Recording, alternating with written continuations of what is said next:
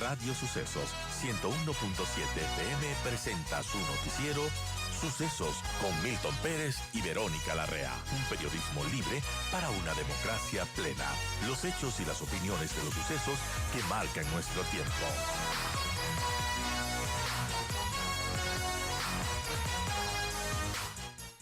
Les damos la bienvenida a la doctora Andrea Balseca, abogada especialista en Derecho Minero. Ella es parte de Durini y Guerrero Abogados. Gracias, Andrea, por acompañarnos. Bienvenida. Y bueno, empecemos por el tema de coyuntura, que es esta tasa de fiscalización para la minería.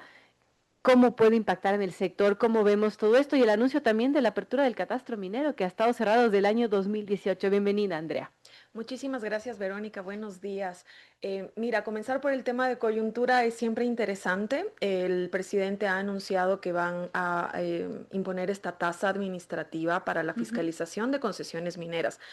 Entendemos por las declaraciones de la vocera de la presidencia que la tasa persigue un objetivo concreto y esto es colaborar con las actividades que hacen todas las agencias administrativas, como la Agencia de Regulación y Control Minero, o como otras entidades judiciales y también la policía y los militares en la fiscalización de concesiones mineras. Claro. Sobre este asunto ya hay un borrador de resolución que ha presentado la Agencia de Regulación y Control Minero. Y lo curioso de este documento, cuando trata sobre el monto que se va a cobrar a las concesiones de pequeña, mediana y gran escala, aquí un paréntesis, ya están exentas las autorizaciones de minería artesanal, ellos no van a pagar esta fiscalización. De acuerdo. Y lo curioso es que cuando se refiere al monto, dice el monto será determinado después. Entonces seguimos sin saber cuál es la tasa que aplicará y la diferencia que habrá entre los regímenes mineros. Hay una tasa similar en hidrocarburos. Imagino yo que de ahí la intención de poder incluir esto también como parte del tema minero. Pero no resta importancia decir que la semana anterior hubo un evento precisamente que analizaba las perspectivas económicas del sector minero. Y uno de los asuntos más importantes que abordaba esta conferencia es que el sector minero no necesita más tasas. Imaginen ustedes que nuestro país es quizá el único en el mundo que tiene el ajuste soberano. Esto significa que ningún proyecto minero puede beneficiarse en mayor medida que lo que hace el Estado. El 51% de los ingresos son para el Estado y el otro porcentaje, el restante 49%, queda para las empresas mineras. Imagine usted, se pone un negocio, cualquiera que este sea, y le dicen el 51% de sus ganancias no son para usted. Imaginen con esos altos porcentajes de impuestos, de tasas administrativas, que de por sí el sector minero ya paga, entonces ahora estamos añadidos esta tasa adicional. Para esto hay que tomar en cuenta, por ejemplo, que cuando uno denuncia actividades, por ejemplo, el amparo administrativo, que es una figura legal para denunciar actividades ilegales, el titular minero ya paga una tasa. Y esa tasa es para la Agencia de Regulación y Control Minero que haga las inspecciones correspondientes. Entonces sí surgen bastantes dudas, sobre todo porque no está claro el método de cálculo y no sabemos en función de qué se va a cobrar. No sabe qué se va a cobrar. Sí, eso, como menciona la misma Cámara de Minería, se necesita un diálogo técnico urgente para ver qué es lo que se les va a cobrar. En todo caso, ha dicho el gobierno, ha dicho ayer la portavoz, la tasa de fiscalización minera fue anunciada por el Ejecutivo como parte de una estrategia para fortalecer el control técnico y ambiental sobre la actividad extractiva, han dicho incluyendo pequeña, mediana y gran minería, tanto metálica como no metálica. Ahora usted menciona, Andrea, que ya existe un monto que se paga al Alarcón, perdón, Ahora al Alarcón, para que realice esta tarea. Entonces, bueno, ahí viene la duda, ¿no? ¿Se estaría doblemente cobrando por la misma labor que tiene que hacer la Arcom? En realidad, claro, la tasa que se paga ahora a la Agencia de Regulación y Control Minero es para la verificación de actividades ilegales en proyectos mineros. Es decir, que lo que va a ayudar precisamente a la fiscalización de la que habla la vocera de la presidencia. Es justamente eso. Pero como insisto en esto, tienen una tasa en hidrocarburos e imagino yo que están tratando de hacer equiparar la normativa que existe entre ambos sectores. No deja de ser una preocupación, sobre todo porque no sabemos en función de qué va a ser el cálculo, en función de las hectáreas mineras, en función de si tienes o no en tus operaciones mineras presencia de actividades ilegales, en función de qué va a ser, de en qué régimen estás, en pequeña minería, en mediana o en grande. Usualmente los grandes mineros son los que más tasas acaban pagando y son precisamente los que más aportan al Estado por este 51% que explicaba previamente. Entonces, lo interesante es entender cómo va a ser el cálculo, cuál es el fin Claro. que va a perseguir esta tasa y cuál es la diferencia con la que los titulares Sobre todo mineros, eso, ¿no? ¿Cuál es que la ya, diferencia? exacto, que ya tienen operaciones ilegales, pagan, y a pesar de esto, las acciones que se han tomado son bastante escasas. Oh, qué interesante. Son las 7:27. Conversamos con Andrea Balseca, abogada especialista en derecho minero. Hay algunos temas de coyuntura respecto a la actividad minera y otro de ellos es justamente una noticia que fue, bueno, tomado con agrado por el sector minero, que es la apertura del catastro minero. Esto, bueno, ¿cómo vemos esta decisión del gobierno? Finalmente, después de no sé cuántos años, desde el 2018, se abre el catastro minero. Sí, y pienso que para hablar de este tema vale la pena hacer un recuento importante, que no es tan histórico porque el 2018 es apenas Está a la viejito, vuelta de pero la bueno, parece esquina. también lejano. En el gobierno de Lenin Moreno, ustedes recordarán, hubo una serie de reclamos de los movimientos indígenas sobre el otorgamiento de concesiones mineras sin consulta previa, Así libre e es. informada. Para ese momento, el presidente en ese entonces, Lenin Moreno, decidió cerrar el catastro minero. ¿Esto qué significa? Decidió cerrar el otorgamiento de concesiones mineras para los regímenes de pequeña, mediana y gran minería, y decidió como poner un stand-by. Pasaron el tiempo y se identificó que adicional a este tema, que es de hecho bastante interesante e importantísimo para el desarrollo del sector, que es el compromiso con los derechos humanos y de ahí la necesidad de hacer estos procesos de consulta, que además de esto había otro tema de coyuntura muy importante que es cómo funciona el catastro minero. Y aquí es un dato bastante interesante.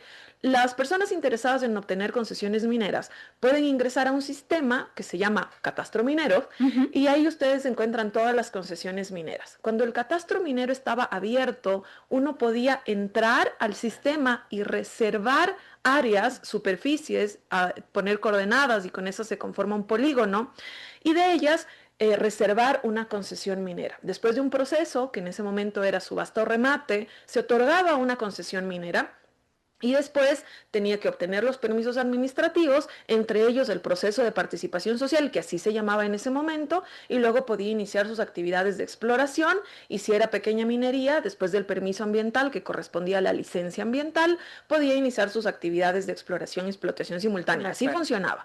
Entonces, no es que dentro del proceso no había consultas.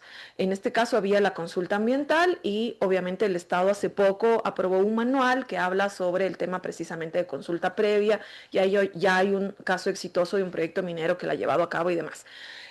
Bajo esta coyuntura dicen, también tenemos que arreglar cómo funciona el catastro minero, porque resulta que había titulares mineros que ingresaban sus coordenadas en áreas que aparentemente estaban libres y resulta que no estaban. Ok. Entonces, luego se entendió que había varias capas de seguridad en el sistema y demás, y el Ministerio de Energía y Minas ha hecho grandes esfuerzos por mejorar la forma en la que se hace este catastro, con la intención de garantizar precisamente lo que todos queremos, transparencia, porque Así el es. sector quiere eso, las personas que se oponen al sector también lo quieren y la ciudadanía en general, la transparencia debería ser transversal a todos los sectores. Ahora, con estos dos, como digamos, un tanto pendientes, es que decíamos, bueno, ¿y cuándo se va a volver a abrir el catastro? Pero ¿por qué es la importancia de reapertura del catastro minero? Primero porque demuestra la voluntad del gobierno de sí, vamos a apoyar a la minería, pero lo que nos interesa y que parecería que es el interés que no conjugamos con algunas organizaciones de la sociedad civil, es que al igual que ellos, el sector minero busca transparencia en todos los aspectos y uno de ellos es en el otorgamiento de las concesiones mineras. No es a toda costa, no es sobre cualquier territorio, no es sobre cualquier persona, no es en cualquier comunidad indígena o no indígena, en cualquier comuna, en cualquier lugar donde se asientan personas mestizas. No es así, porque tiene que ser con responsabilidad y el respeto de los derechos humanos de absolutamente todos nosotros los ecuatorianos. Y ese es el tema que lo vemos con muy buenos ojos, porque es esta Ujú. intención del gobierno, pero la intención del gobierno, como digo, no es absoluta, no puede ir por encima del interés de ninguna otra, ni organización, ni persona individual. Eh, Ese es, digamos, lo que demuestra abrir el catastro minero y tiene este desafío grande Así detrás de es. cómo se va a hacer. Otro tema también importante es que la apertura del catastro minero, cuando se hizo en el año 2016 y se otorgaron varias concesiones mineras, atrajo a grandes empresas que querían realizar sus actividades de exploración. Y aquí viene una diferencia importante. Nosotros siempre hablamos de atraer inversión extranjera directa. Lo vemos en todas las entrevistas, el gobierno lo dice, las organizaciones lo dicen, inversión extranjera directa. Pero lo interesante que para nosotros y para mí personalmente, ver mi país con el desarrollo de esta industria no es inversión, cualquier inversión, es inversión de calidad, inversión que venga de países comprometidos con cuidar el ambiente y comprometidos con la protección y garantía de derechos humanos. Hay un documento de las Naciones Unidas que habla sobre la responsabilidad empresarial en derechos humanos, y el principal es como respetar, hacer todo lo que uno pueda hacer para respetar los derechos humanos en las operaciones. Eso es lo que necesita el país. Nosotros no necesitamos inversión de cualquier tipo, necesitamos inversión de calidad comprometida con el ambiente y los derechos humanos. La apertura del catastro puede significar eso. Cuando se abrió por primera vez, atrajo a compañías con altísimos estándares de responsabilidad que vinieron al país con grandes expectativas y lamentablemente abandonaron el país cuando vieron que después de haber invertido tanto no obtenían los permisos de agua porque había coordinaciones zonales que decían que no los van a otorgar simplemente no porque no cumplían requisitos, y por esta falta de coordinación institucional al momento de gestionar el sector minero. Esto evidentemente ha ido mejorando con los años, pero no quiere decir que no sea una preocupación de las empresas mineras. Y ustedes verán ahora mismo que hay proyectos mineros con grandes perspectivas técnicas, con grandes posibilidades de avanzar en su carrera en su carrera exploratoria, y a pesar de eso no consiguen inversión para desarrollar estas investigaciones precisamente por esta falta de seguridad. Que ojo aquí, no es solamente falta de seguridad jurídica, que es lo principal y probablemente uno de los temas que más están en la palestra, sino otro tipo de seguridades, como la seguridad de la voluntad del gobierno, por ejemplo, que, como insisto en esto y vuelvo al primer punto, se ve que es positiva, pero no deja de ser una preocupación todo lo que ha sucedido anteriormente, y sobre todo esto, que no es un tema de las compañías llevar a cabo sus exploraciones o en el caso de ya el desarrollo de proyectos más avanzados a toda costa. No se trata de eso, sino se trata de construir una industria participativa, y un claro ejemplo de eso es ahora mismo lo que vamos a hablar, el Reglamento Ambiental de Actividades Mineras. Sí, importantes fueron dos temas de coyuntura que fueron anunciados ayer por la portavoz y que muy bien lo ha explicado, lo ha aclarado Andrea Balseca, abogada especialista en derecho minero. Y bueno, lo que se ha dicho de esta apertura del catastro es que será por fases y bueno, espera que esté completamente abierto hasta el finales de este año. En todo caso, el 23 de mayo, el Ministerio de Ambiente, Agua y Transición Ecológica, así ese nombre rimbombante tiene, envió un nuevo reglamento para promover el desarrollo sustentable, ha dicho, de la minería y prevenir, minimizar, evitar y controlar sus impactos ambientales. Bueno, ¿qué nos dice este nuevo reglamento? ¿Cómo cambian las cosas con este nuevo reglamento? Y aquí otra vez, porque siempre pienso que es interesante un poquito de historia. ¿Qué había antes? Nosotros teníamos el Reglamento Ambiental de Actividades Mineras, que fue emitido por primera vez en el año 2014 en razón de la Ley de Gestión Ambiental que había en ese momento. Ahora ya no existe más esa ley. Y este reglamento de actividad ambiental de actividades mineras persigue el propósito de regular la complejidad de la actividad minera, que no es similar a ninguna industria agrícola, energética, inclusive muy distinta de hidrocarburos también. Ha tenido varias reformas, ¿no? La última de ellas, si no me equivoco, fue en el año 2020, pero todas ellas en el marco de lo que para el 2014 estaba vigente. Y para el 2014 nuestro país, bastante nuevo en temas de minería a mediana y gran escala, perseguía objetivos de regular operaciones mineras pequeñas y artesanales, que era lo que había en nuestro país hasta ese momento. Y claro, cuando vemos nosotros esta reforma que se ha expedido apenas hace no más de una semana, la vemos en realidad como, y personalmente yo, como un avance muy importante en la regulación de los temas que realmente importan. Imaginen que nosotros estamos, como debate nacional me refiero, muy concentrados en si le decimos sí o si le decimos no a la minería. Y mientras estamos concentrados en ese debate, la minería pasa. ¿Y cómo pasa? Es lo que nos pregunta. Exacto. ¿Pasa ilegalmente o pasa sin la verificación de controles técnicos que son de importancia para el interés que tenemos todos absolutamente todos los ecuatorianos la protección ambiental. Entonces viene este reglamento nuevo, deroga el anterior y establece varios asuntos de gran importancia, pero por el tiempo quiero referirme principalmente a dos. Hay 7 cambios claves, ¿no?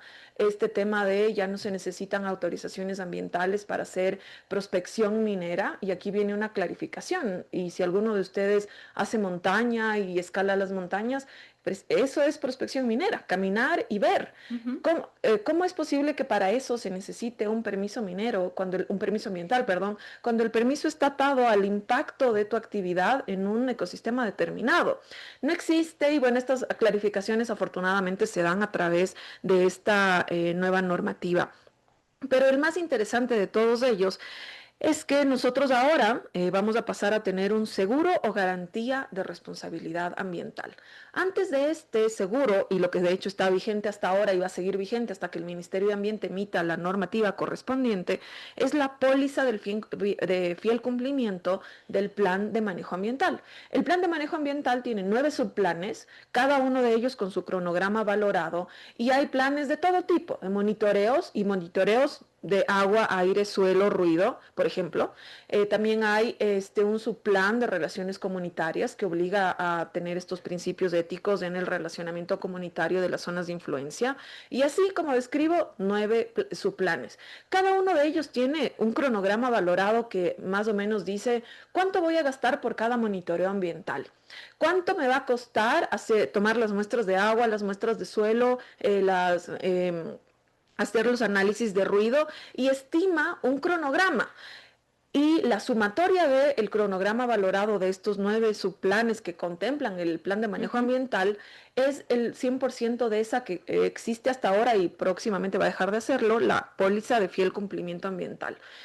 ¿Pero esto qué significa? Que esta póliza cubre únicamente los aspectos en condiciones normales de operatividad del proyecto. Es decir, si es que todo sale bien, si es que están las medidas de mitigación de impactos ambientales implementándose correctamente, si no hay ninguna afectación ambiental producto de un desastre natural. Esas son las condiciones. Cuando todo es normal, cuando no hay un terremoto, cuando no hay un deslave, cuando no hay lluvias no previstas, cuando no hay sismos que superan los últimos de las escalas normales y naturales, o de los últimos 100 años, o de las lluvias de los últimos 100 años, en condiciones normales, esto opera la póliza ambiental. Pero ¿qué sucede cuando no hay estas condiciones normales? ¿Qué sucede cuando hay un evento natural que excede la planificación de la empresa y que termina ocasionando un impacto ambiental? Esto, por ejemplo, pasó en Brasil. Nosotros lo hemos visto en algunos casos, lamentablemente, en Latinoamérica y también en otros países de Europa. Y uno de ellos que más se discute es la rotura del dique de las relaveras, que es este depósito de relaves que son el mineral ya no, o sea, la tierra ya no mineralizada, la que está en estos depósitos de relaves. Entonces, precisamente, ¿qué pasa si hay un sismo, por ejemplo? ¿Qué pasa si hay una lluvia que es superior a la que se ha calculado? ¿Qué sucede ahí? Va a producirse un daño ambiental. Y aun cuando exista la ejecución de la póliza ambiental, no va a abastecer, porque esa póliza ambiental es solamente para hechos, digamos así, planos, planificados, de lo que está en el cronograma, de yo planifiqué esto y esto ha resultado. Afortunadamente ahora el Ministerio de Ambiente, producto de estas preocupaciones que no son sino de la experiencia de otros países y del propio entendimiento de los técnicos que trabajan en el Ministerio de Ambiente, tiene que ir un poco más allá. Y este es este seguro de responsabilidad ambiental. Imaginen que en Brasil, por ejemplo, a algunas empresas mineras ya les están pidiendo este seguro. En Canadá, por ejemplo, es bastante usual. De hecho, hay una garantía específica que otorgan los aseguradores por riesgos y daños y posibles daños ambientales, y abarca absolutamente todo, desde una contaminación a una fuente de agua no esperada, desde la rotura de un dique de la relavera no contemplado ocasionado por un desastre natural o por un evento no previsible. Y en países como Noruega y otros países europeos, el tema de seguro seguros alrededor del tema ambiental está mucho más desarrollado que en nuestro país. En América Latina, de manera particular, en Colombia, hay varios esfuerzos precisamente por regular este tema, pero es bastante similar a lo que nosotros tenemos ahora, una póliza general para cubrir Claro. lo que está en condiciones previstas. Este es un cambio en temas ambientales, e insisto en esto, ¿no? En lo que realmente importa, que es sustancial.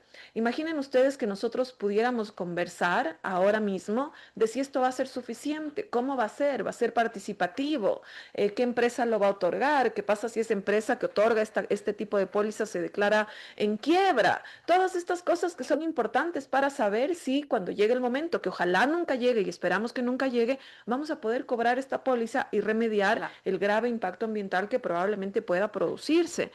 Eh, Esas son las dudas. Ese es el debate que En deberíamos todo estar caso, hay teniendo ahora importantes mismo. cambios y Sí, sin duda son buenas noticias para el sector minero, totalmente. pese a que, claro, hay temas que tienen que discutirse, ¿no? Seguro que sí. Se nos va el tiempo encima y quiero agradecerle a Andrea Balseca, abogada especialista en Derecho Minero. Ella trabaja en Durini y Guerrero Abogados y bueno, nos ha explicado temas de coyuntura como esta situación de esta tasa de fiscalización minera que ha anunciado ayer la portavoz del gobierno, lo que implica la apertura del catastro minero y también este nuevo reglamento ambiental para actividades mineras que entró en vigencia hace poco, a finales del mes de mayo y bueno, tiene cambios importantes que nos ha estado explicando. Gracias nuevamente a la doctora Andrea Balseca por Muchísimas acompañarnos. gracias.